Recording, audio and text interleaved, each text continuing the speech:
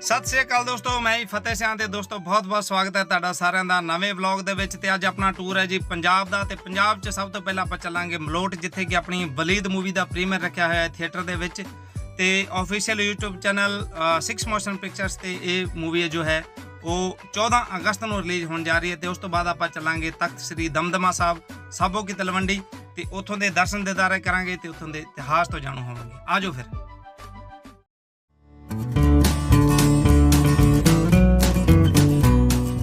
अपना यार मनजीत बाबा मिल गया जी अपना राह भाई उन्हें मिल गया। हम आप फिर पिछले हिसाब न जावे बनाया थोड़ी जने खा पी के जावे। रमणा राम है साडा ये जी गंगानगर की फेमस की नाम भाजी दस आगरा टिक्की है। गंगानगर की है आगरा टिक्की। गंगानगरी टिक्की होना चाहिए। गंगानगर टिक्की मैंने पाई यार, मैं दर्शकों को दसना थोड़ा जिहा हा हा करके।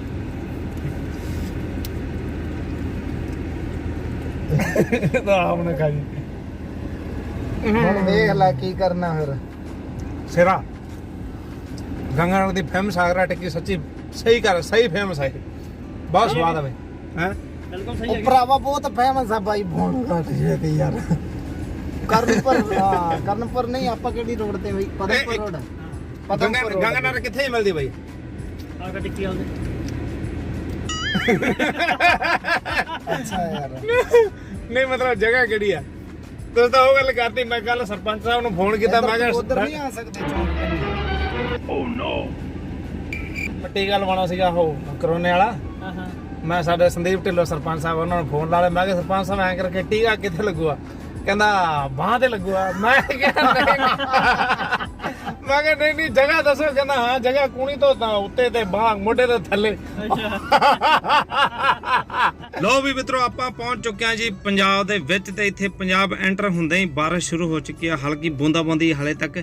ਤੇ ਆਪਣਾ ਡੱਬ ਵਾਲੀ ਸ਼ਹਿਰ ਆਉਣ ਵਾਲਾ ਜਿੱਥੇ ਬਾਈ ਜੀ ਰਹਿੰਦੇ ਤਾਂ ਆਪਾਂ ਉਹਨਾਂ ਕੋਲੇ ਚੱਲਾਂਗੇ। ਫਿਲਹਾਲ ਬਾਈ ਕੇ ਘਰੇ ਆਏ ਆ। ਬਾਈ ਉਹਨਾਂ ਨੇ ਅਮਰੂਦ ਬੀਜਿਆ ਤੇ ਬਹੁਤ ਘੈਂਟ ਅਮਰੂਦ ਲੱਗਿਆ। ਆਪਾਂ ਅਮਰੂਦ ਖਾਵਾਂਗੇ ਹੁਣ। ਪਰੌਂਠਿਆਂ ਦੇ ਤਾਂ ਅਸੀਂ ਬਣਾਤੇ ਰੇਲ ਹੈ। ਆਹ ਬੰਦੇ ਨੇ 70 ਪਰੌਂਠੇ ਖਾ ਕੇ ਹੁਣ ਆ ਬੇਟਾ ਪੈਰੀ ਪਰ ਖਾ ਕੇ 70 ਪਰੌਂਠੇ ਨੂੰ ਅਮਰੂਦਾਂ ਵੀ ਨਹੀਂ ਦੇਖੀ ਜਾਂਦਾ। ਧਿਆਨ ਨਾਲ ਦੇਖੋ ਆ ਬੰਦੇ ਨੂੰ। ਨਹੀਂ ਇਹ ਕਿ ਮਤਲਬ ਕਿੱਥੇ ਪਾਉਣੇ ਤੁਸੀਂ? ਮਤਲਬ ਇੰਨਾ ਸਮਾਨ ਜਿਹੜਾ ਤੁਸੀਂ ਕਹਿੰਦੇ ਨਾ ਢਿੱਡ ਹੈ ਕਿ ਟੋਆ। ਹਾਂ ਇਧਰ ਟੋਆ। ਲੋ ਜੀ ਸਾਹ ਚੱਲਦੇ ਭਲੇ ਤੇ ਨਗਰੀ ਵਸਦੀ ਭਲੀ। ਬਾਈ ਕੋਲੋਂ ਆਪਾਂ ਲੈ ਲਿਆ ਇਜਾਜ਼ਤ ਤੇ ਹੁਣ ਆਪਾਂ ਚੱਲੇ ਆ ਮਲੋਟ। ਤੇ ਬੂੰਦਾਬਾਂਦੀ ਜੋ ਸੀਗੀ ਉਹ ਤਬਦੀਲ ਹੋ ਚੁੱਕੀ ਹੈ ਬਾਰਿਸ਼ ਦੇ ਵਿੱਚ, ਤੇ ਕਾਫੀ ਜ਼ਿਆਦਾ ਬਾਰਿਸ਼ ਹੈ। ਤੇ ਅਮਰੂਦ ਆਪਾਂ ਲੈ ਲਿਆ, ਸਾਹਮਣੇ ਪਿਆ ਤੁਸੀਂ ਦੇਖ ਰਹੇ ਹੋ। ਮਲੋਟ ਮਿਲਦੇ ਆ ਫਿਰ ਆਪਾਂ ਪ੍ਰੀਮੀਅਰ ਤੇ। ਆਜੋ ਫਿਰ।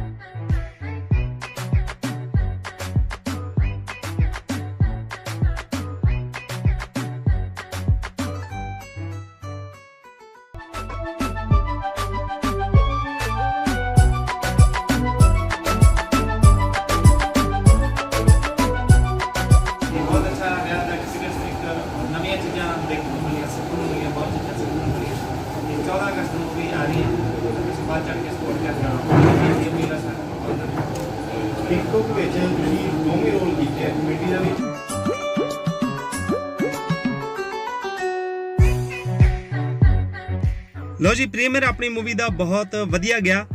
ਪੂਰਾ ਥੀਏਟਰ ਜੋ ਹੈ ਉਹ ਹਾਊਸਫੁੱਲ ਸੀਗਾ। ਤੇ ਇੱਥੇ ਰਸਤੇ ਜਾਂਦੇ ਇੱਕ ਬੜੀ ਪੀਸਫੁਲ ਜੀ ਜਗ੍ਹਾ ਦਿਸੀ ਆ, ਬੜਾ ਇੱਕ ਪਿਆਰਾ ਮੌਸਮ ਜਿਹਨੂੰ ਕਹਿੰਦੇ ਆ, ਇੱਕ ਸਕੂਨ ਦੇਣ ਵਾਲੀ ਜਗ੍ਹਾ ਉਹ ਦਿਸੀ ਆ। ਮੈਂ ਸੋਚਿਆ ਕਿ ਤੁਹਾਨੂੰ ਵੀ ਜ਼ਰੂਰ ਦਿਖਾਇਆ ਜਾਵੇ। ਦੇਖੋ ਕਿੰਨੀ ਪਿਆਰੀ ਜਗ੍ਹਾ ਹੈ।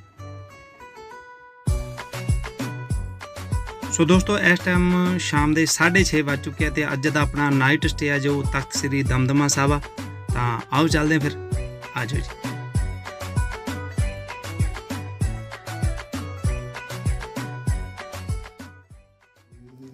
लो जी सुते उठिया ਤੇ ਕਹਿੰਦਾ ਕਿੱਥੇ ਆ ਗਏ? ਕਹਿੰਦਾ ਉੱਥੇ ਆ ਗਏ ਜਿੱਥੇ ਠੰਡ ਬਹੁਤ ਹੈ। ਇਹ ਸ਼ਖਸ ਆ ਜੇ ਮੈਨੂੰ ਪਾਲਾ ਲੱਗੀ ਜਾਂਦਾ ਇਹਨੂੰ ਦੰਦ ਖੜਕਾ ਵੱਜੀ ਜਾਂਦਾ ਪਰ ਏਸੀ ਨਹੀਂ ਬੰਦ ਕਰਨ ਦਿਆ। ਏਸੀ 12 ਤੇ ਕੰਬਲ 2। ਮੈਂ ਕਿਹਾ ਪੰਜਾਬ ਚ ਉਹ ਰਾਜਸਥਾਨ ਚ ਸਾਨੂੰ ਪੀਲੀਆ ਹੋਇਆ ਰਹਿੰਦਾ, ਪੰਜਾਬ ਵਿੱਚ ਆ ਕੇ ਨਜ਼ਲਾ ਹੋ ਗਿਆ। ਠੰਡ ਬਹੁਤ ਹੈ ਤੇ ਰਾਜਸਥਾਨ ਚ ਅੱਗ ਹੀ ਬਹੁਤ ਹੈ। ਤੇ ਰੈਡੀ ਹੈ ਜੀ ਸਭ। ਅੱਜ ਹੁਣ ਤੁਹਾਨੂੰ ਲੈ ਕੇ ਚੱਲਦੇ ਹਾਂ ਦਰਬਾਰ ਸਾਹਿਬ ਤਲਵੰਡੀ, ਸਾਬੋ ਕੀ ਤਲਵੰਡੀ, ਉੱਥੋਂ ਦੇ ਇਤਿਹਾਸ ਤੋਂ ਜਾਣੂ ਕਰਾਉਣੇ ਆ।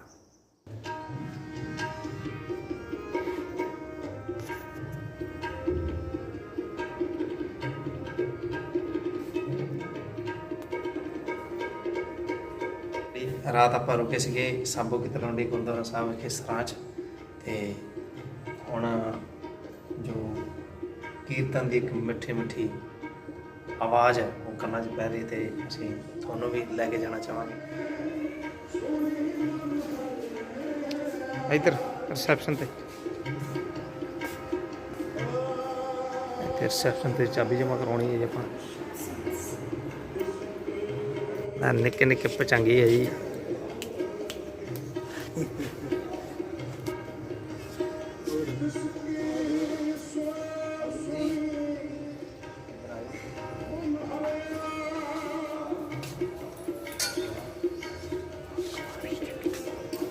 ਹਾਂਜੀ ਵਾਹਿਗੁਰੂ ਜੀ, ਕੀ ਨਾਮ ਹੈ ਤੁਹਾਡਾ? ਗੁਰਨਿਸ਼ਾਨ। ਖਾਲਸਾ ਜੀ ਤੁਹਾਡਾ? ਮੇਰਾ ਗੁਰਨਿਧਾਨ। ਗੁਰਨਿਸ਼ਾਨ ਤੇ ਗੁਰਨਿਧਾਨ।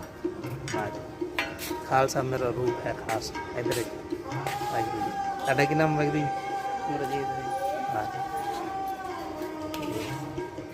ਇਹ ਨਾਮ ਪੜ੍ਹ ਕੇ ਦਿਖਾਉਂਦਾ ਮੈਂ। ਸ੍ਰੀ ਗੁਰੂ ਤੇਗ ਬਹਾਦਰ ਜੀ ਯਾਤਰੀ ਨਿਵਾਸ ਕਾਰ ਸੇਵਾ ਪੂਰੀ ਵਾਲੇ ਸ੍ਰੀ ਅੰਮ੍ਰਿਤਸਰ ਸਾਹਿਬ। ਇੱਥੇ ਆਪਾਂ ਨਿਵਾਸ ਰੁਕ ਸਕਦੇ ਹਾਂ। ਇੱਥੇ ਆਪਾਂ ਤੇ ਸਰਾਂ ਬਣੀ ਹੋਈ ਹੈ ਤੇ ਦਰਬਾਰ ਸਾਹਿਬ ਤੁਹਾਨੂੰ ਲੈ ਕੇ ਚੱਲਦੇ ਹਾਂ। ਆਓ ਚੱਲੀਏ।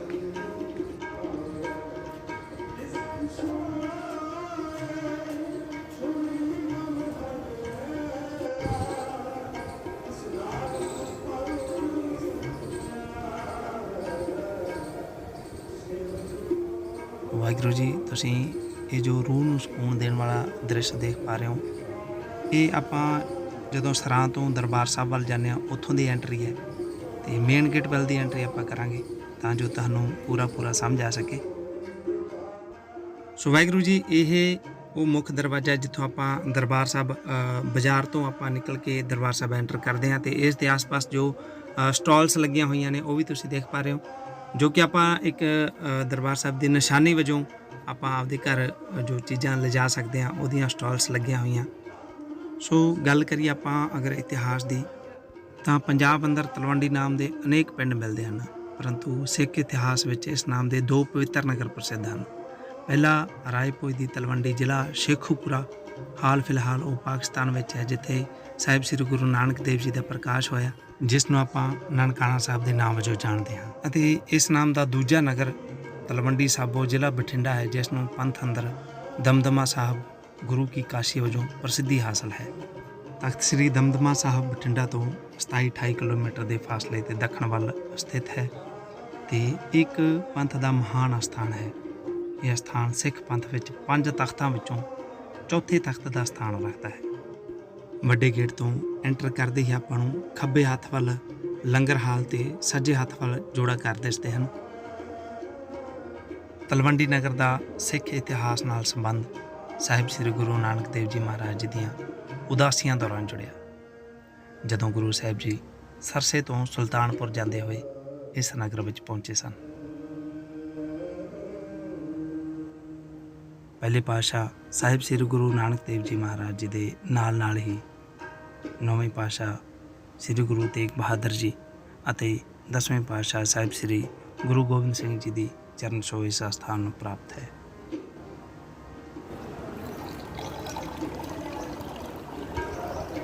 ਜਲਦੀ ਚ ਵੀ ਲੱਗੀ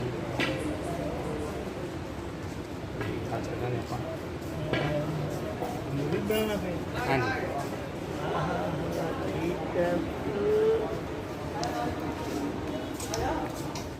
ਤਖਤ ਸ੍ਰੀ ਦਮਦਮਾ ਸਾਹਿਬ ਵਿਖੇ ਬੈਠ ਕੇ ਗੁਰੂ ਜੀ ਦੁਆਰਾ ਕੀਤੇ ਗਏ ਕੌਤਕਾਂ ਵਿੱਚੋਂ ਪ੍ਰਸਿੱਧ ਕੌਤਕ ਸਾਹਿਬ ਸ੍ਰੀ ਗੁਰੂ ਗ੍ਰੰਥ ਸਾਹਿਬ ਜੀ ਦੀ ਬੀੜ ਨੂੰ ਸੰਪੂਰਨ ਕਰਨਾ ਹੈ।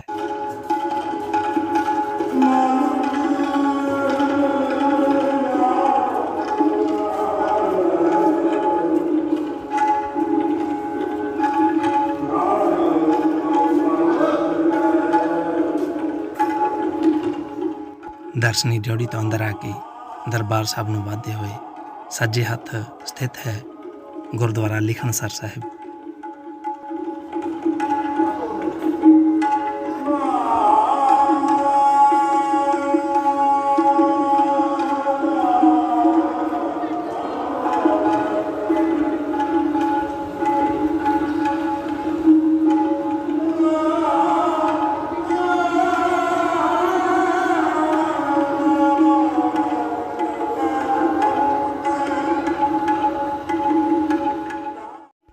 ਗੁਰਦੁਆਰਾ ਲਿਖਣਸਰ ਸਾਹਿਬ ਪਾਤਸ਼ਾਹੀ 10ਵੀਂ। ਸ੍ਰੀ ਗੁਰੂ ਗ੍ਰੰਥ ਸਾਹਿਬ ਜੀ ਦੇ ਸਰੂਪ ਦੀ ਲਿਖਾਈ ਦਾ ਕਾਰਜ ਇੱਕ ਭਾਰੀ ਤੇ ਕਠਿਨ ਕਾਰਜ ਸੀ, ਜਿਸ ਵਿੱਚ ਅਨੇਕਾਂ ਕਲਮਾਂ ਕਾਗਜ਼ ਤੇ ਸਿਆਹੀ ਦੀ ਵਰਤੋਂ ਹੋਈ। ਲਿਖਾਈ ਕਰਦਿਆਂ ਜਿਸ ਕਲਮ ਦਾ ਮੂੰਹ ਘਸ ਜਾਂਦਾ ਸੀ, ਗੁਰੂ ਸਾਹਿਬ ਜੀ ਉਸ ਕਲਮ ਨੂੰ ਦੁਬਾਰਾ ਨਹੀਂ ਕੱਢਦੇ ਸਨ ਤੇ ਪੁਰਾਣੀ ਕਲਮ ਨੂੰ ਸੰਭਾਲ ਕੇ ਰੱਖਦੇ ਸਨ। ਲਿਖਾਈ ਦੇ ਕਾਰਜ ਦੀ ਸਮਾਪਤੀ ਉਪਰੰਤ ਇਸ ਪ੍ਰਕਾਰ ਦੀਆਂ ਕਸੀਆਂ ਕਲਮਾਂ ਤੇ ਬਚੀ ਸਿਆਹੀ ਨੂੰ ਗੁਰੂ ਜੀ ਨੇ ਮੌਜੂਦਾ ਲਿਖਣਸਰ ਸਰੋਵਰ ਵਿੱਚ ਜਲ ਪ੍ਰਵਾਹ ਕਰ ਦਿੱਤਾ। ਇਸ ਦੇ ਨਾਲ ਹੀ ਗੁਰੂ ਜੀ ਨੇ ਫਰਮਾਇਆ ਕਿ ਇਹ ਅਸਥਾਨ ਗੁਰੂ ਕੀ ਕਾਸ਼ੀ ਹੈ, ਭਾਵ ਦਮਦਮਾ ਸਾਹਿਬ ਗੁਰਮਤ ਦੇ ਗਿਆਨ ਦਾ ਮਹਾਨ ਕੇਂਦਰ ਹੋਵੇਗਾ, ਜਿੱਥੇ ਗੁਰਮਤ ਵਿੱਚ ਪ੍ਰਬੁੱਧ ਵਿਦਵਾਨ ਅਤੇ ਲਿਖਾਰੀ ਪੈਦਾ ਹੋਣਗੇ। ਗੁਰੂ ਜੀ ਦੇ ਆਸ਼ੀਰਵਾਦ ਦਾ ਜ਼ਿਕਰ ਅਨੇਕਾਂ ਇਤਿਹਾਸਕ ਗ੍ਰੰਥਾਂ ਅੰਦਰ ਮਿਲਦਾ ਹੈ। ਤਖਤ ਸ੍ਰੀ ਦਮਦਮਾ ਸਾਹਿਬ ਪ੍ਰਾਚੀਨ ਕਾਲ ਤੋਂ ਪੰਥਕ ਫੈਸਲਿਆਂ ਦਾ ਕੇਂਦਰ ਰਿਹਾ ਹੈ। ਮੁਗਲ ਕਾਲ ਵਿੱਚ ਜਦੋਂ ਆਨੰਦਪੁਰ ਸਾਹਿਬ ਅਤੇ ਅੰਮ੍ਰਿਤਸਰ ਸਾਹਿਬ ਉਜਾੜ ਦਿੱਤੇ ਗਏ ਸਨ, ਤਾਂ ਉਸ ਸਮੇਂ ਕੇਵਲ ਤਖਤ ਦਮਦਮਾ ਸਾਹਿਬ ਹੀ ਪੰਥ ਦੀ ਅਗਵਾਈ ਕਰ ਰਿਹਾ ਸੀ। ਇਸ ਅਸਥਾਨ 'ਤੇ ਸਾਹਿਬ ਸ੍ਰੀ ਗੁਰੂ ਗੋਬਿੰਦ ਸਿੰਘ ਜੀ ਨੇ ਆਪਣਾ ਕਮਰ ਕੱਸਾ ਖੋਲ੍ਹਿਆ, ਜਿਸ ਕਰਕੇ ਇਸ ਅਸਥਾਨ ਦਾ ਨਾਮ ਦਮਦਮਾ ਸਾਹਿਬ ਪ੍ਰਚਲਿਤ ਹੋਇਆ। ਤਖਤ ਦਮਦਮਾ ਸਾਹਿਬ ਜੀ ਦੀ ਬਿਲਡਿੰਗ ਦੇ ਅੰਦਰ ਹੀ ਹੋਰ ਵੀ ਅਨੇਕਾਂ ਛੋਟੇ-ਛੋਟੇ ਇਤਿਹਾਸਕ ਗੁਰਦੁਆਰਾ ਸਾਹਿਬ ਬਣੇ ਹਨ, ਜਿਵੇਂ ਕਿ ਗੁਰਦੁਆਰਾ ਮੰਜੀ ਸਾਹਿਬ ਪਾਤਸ਼ਾਹੀ 9ਵੀਂ, ਗੁਰਦੁਆਰਾ ਜੰਡਸਰ ਸਾਹਿਬ, ਗੁਰਦੁਆਰਾ ਮਹੱਲਸਰ ਸਾਹਿਬ, ਗੁਰਦੁਆਰਾ ਮਾਤਾ ਸੁੰਦਰ ਕੌਰ ਅਤੇ ਸਾਹਿਬ ਕੌਰ, ਗੁਰਦੁਆਰਾ ਬਾਬਾ ਵੀਰ ਸਿੰਘ, ਬਾਬਾ ਤੀਰ ਸਿੰਘ, ਅਕਾਲਸਰ ਸਰੋਵਰ, ਬੁਰਜ ਬਾਬਾ ਦੀਪ ਸਿੰਘ ਜੀ, ਭੋਰਾ ਬਾਬਾ ਦੀਪ ਸਿੰਘ ਜੀ, ਬਾਬਾ ਦੀਪ ਸਿੰਘ ਜੀ ਦਾ ਖੂਹ, ਗੁਰਦੁਆਰਾ ਬੇਰ ਸਾਹਿਬ, ਛਾਉਣੀ ਬੁੱਢਾ ਦਲ। ਬੁੰਗਿਆਂ ਦੀ ਜੇਕਰ ਗੱਲ ਕਰੀਏ ਤਾਂ ਬਹੁਤ ਸਾਰੇ ਬੁੰਗੇ ਵੀ ਇੱਥੇ ਸੁਸ਼ੋਭਿਤ ਹਨ, ਜਿਵੇਂ ਕਿ ਉੱਚਾ ਬੁੰਗਾ, ਬੁੰਗਾ ਮਦਰਸਾ, ਬੁੰਗਾ ਲਿਖਾਰੀਆਂ, ਬੁੰਗਾ ਕੱਟੂ ਵਾਲਾ, ਮਲਵਈ ਬੁੰਗਾ, ਨੀਵਾਂ ਬੁੰਗਾ, ਬੁੰਗਾ ਬਾਰਾਂ ਨੰਦਰੀ, ਬੁੰਗਾ ਭਾਈ ਚੇਤ ਸਿੰਘ ਵਾਲਾ, ਬੁੰਗਾ ਖੜਕ ਸਿੰਘ ਵਾਲਾ, ਬੁੰਗਾ ਮਜ਼੍ਹਬੀ ਸਿੰਘਾਂ ਦਾ ਅਤੇ ਬੁੰਗਾ ਮਸਤੂਆਣਾ।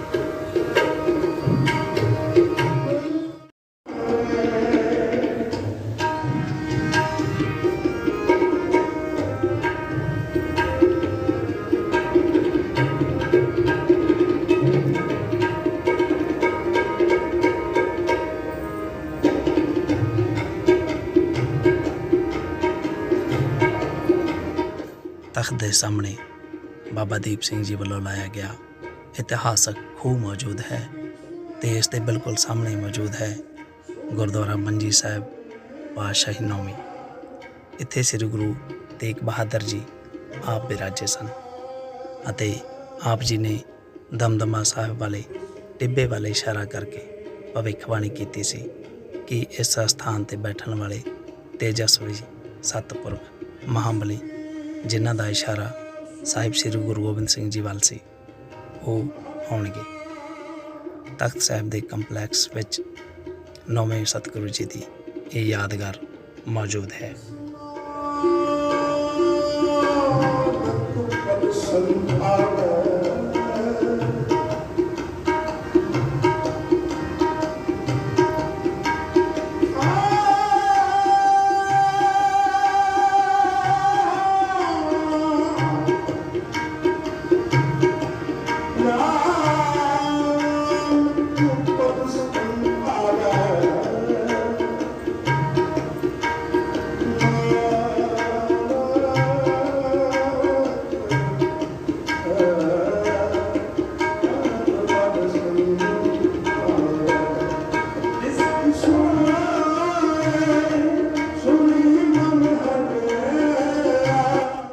ਬੁਰਜ ਬਾਬਾ ਦੀਪ ਸਿੰਘ ਜੀ। ਇਹ ਗੜੀ ਦੀ ਸ਼ਕਲ ਦਾ ਬੁਰਜ ਤਖਤ ਸਾਹਿਬ ਜੀ ਦੇ ਬਿਲਕੁਲ ਨਾਲ 8 ਕੋਨਾ ਅਤੇ 70 ਫੁੱਟ ਉੱਚਾ ਬਣਿਆ ਹੋਇਆ ਹੈ ਅਤੇ ਉਸ ਦੇ ਬਿਲਕੁਲ ਨਾਲ ਮੌਜੂਦ ਹੈ ਭੋਰਾ ਬਾਬਾ ਦੀਪ ਸਿੰਘ ਜੀ। ਤਖਤ ਸਾਹਿਬ ਜੀ ਤੋਂ ਸੱਜੇ ਪਾਸੇ ਪਿੰਡ ਵੱਲ ਬਾਬਾ ਦੀਪ ਸਿੰਘ ਜੀ ਦਾ ਆਪ ਬਣਾਇਆ ਭੋਰਾ ਮੌਜੂਦ ਹੈ ਜਿਸ ਵਿੱਚ ਬਾਬਾ ਦੀਪ ਸਿੰਘ ਜੀ ਸਿਮਰਨ ਅਭਿਆਸ ਕਰਿਆ ਕਰਦੇ ਸਨ ਅਤੇ ਇੱਥੇ ਹੀ ਸਾਹਿਬ ਸ੍ਰੀ ਗੁਰੂ ਗ੍ਰੰਥ ਸਾਹਿਬ ਜੀ ਦੀਆਂ ਬੀੜਾਂ ਅਤੇ ਪੋਥੀਆਂ ਲਿਖਿਆ ਕਰਦੇ ਸਨ।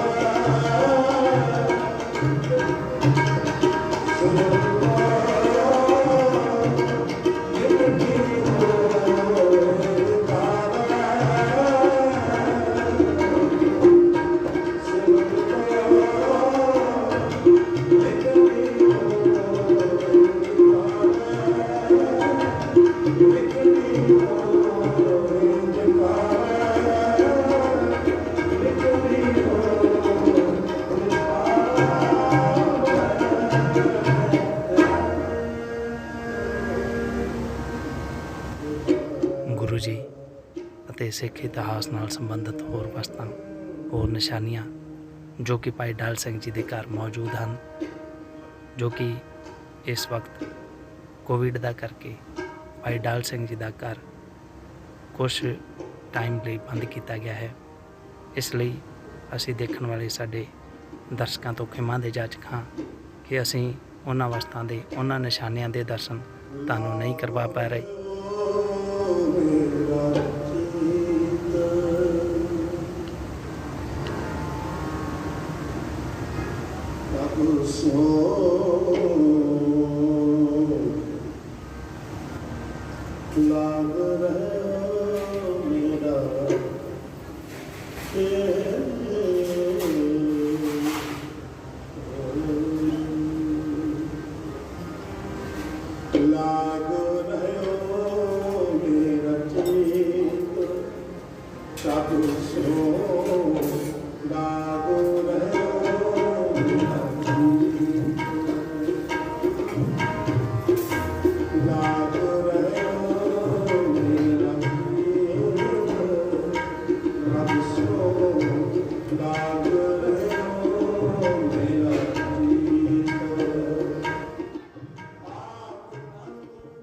ਸਾਹਿਬ ਸ੍ਰੀ ਗੁਰੂ ਗੋਬਿੰਦ ਸਿੰਘ ਜੀ ਦੁਆਰਾ ਤਖਤ ਸ੍ਰੀ ਦਮਦਮਾ ਸਾਹਿਬ ਨੂੰ ਗੁਰੂ ਕਾਸ਼ੀ ਦੇ ਦਿੱਤੇ ਵਰਦਾਨ ਨੂੰ ਅਮਲੀ ਜਾਮਾ ਪਹਿਨਾਉਣ ਲਈ ਸ਼੍ਰੋਮਣੀ ਗੁਰਦੁਆਰਾ ਪ੍ਰਬੰਧਕ ਕਮੇਟੀ ਸ੍ਰੀ ਅੰਮ੍ਰਿਤਸਰ ਸਾਹਿਬ ਅਤੇ ਹੋਰ ਸੰਸਥਾਵਾਂ ਵੱਲੋਂ ਯਤਨ ਕੀਤੇ ਗਏ ਹਨ ਅਤੇ ਇਸ ਸਮੇਂ ਦਮਦਮਾ ਸਾਹਿਬ ਵਿਖੇ ਜੋ ਵਿਦਿਅਕ ਅਦਾਰੇ ਚੱਲ ਰਹੇ ਹਨ ਉਹਨਾਂ ਵਿੱਚੋਂ ਗੁਰੂ Kashi Gurmat institute, Mata Sahib Kaur girls college, Guru Kashi college, Guru Gobind Singh engineering college, Yadavindra engineering college ਅਤੇ ਗੁਰੂ ਕਾਸ਼ੀ ਕੈਂਪਸ।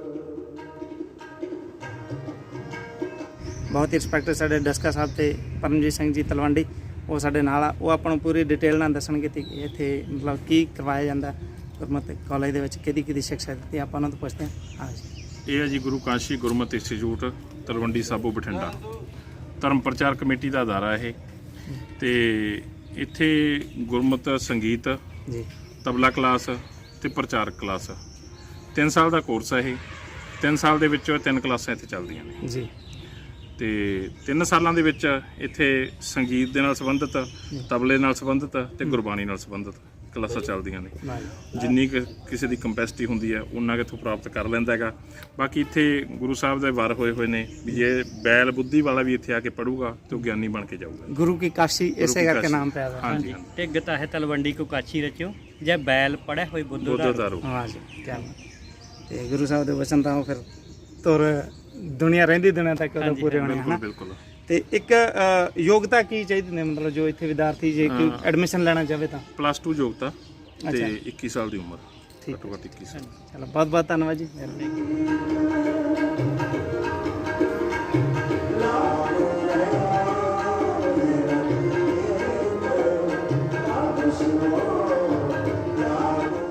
ਸੋ ਵਾਹਿਗੁਰੂ ਜੀ, ਜੋ ਇਨਸਾਨ ਗੁਰੂ ਜੀ ਨਾਲ ਅਤੇ ਗੁਰ ਇਤਿਹਾਸ ਨਾਲ ਪਿਆਰ ਰੱਖਦਾ ਹੈ, ਇੱਕ ਵਾਰ ਜ਼ਰੂਰ ਉਹਨਾਂ ਨੂੰ ਇਸ ਸਥਾਨ 'ਤੇ ਆ ਕੇ ਦਰਸ਼ਨ ਦੀਦਾਰੇ ਕਰਨੇ ਚਾਹੀਦੇ ਹਨ।